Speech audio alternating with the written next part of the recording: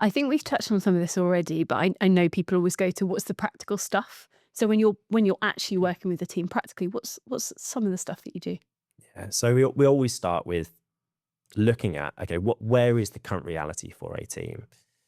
How good are they at speaking the truth? And we can typically get some indication of that when we do a discovery process through one-to-one interviews with all the team members. And then what we do is we go, right, okay, let's share the truth.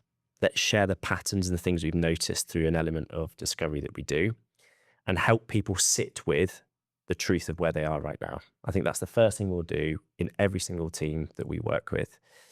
And then beyond that, it's an exploration of, okay, so where are the biggest opportunities for this team?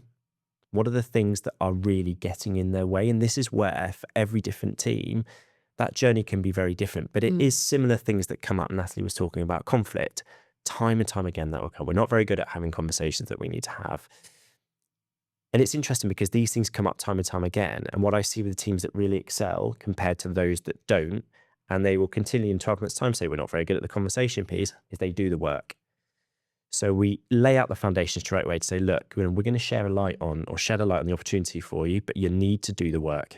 And this is where you have to have the right people in the room with the right buy-in. And that's the start of the journey. And then from that moment on, we go where they need to go, capitalizing on those biggest opportunities.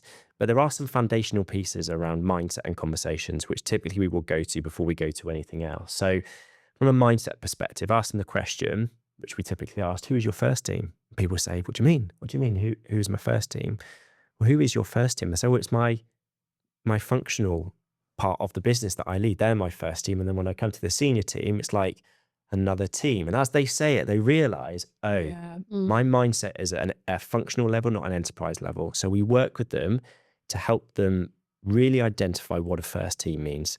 And a first team is typically the most senior team that you are part of that is most closely aligned to organizational objectives and decision making. So creating that mindset and empowering them to have conversations that they need to have. I can sense you going, oh, I know that's not to say. I can sense Do it. you know, as you looked at me, I thought he can tell I've got something to say.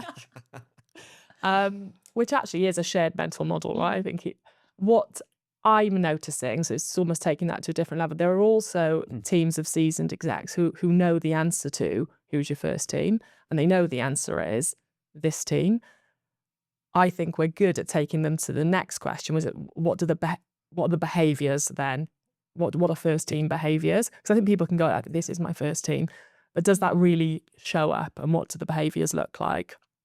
The other thing I was thinking about in terms of techniques we're using, definitely lots of vulnerability building exercises.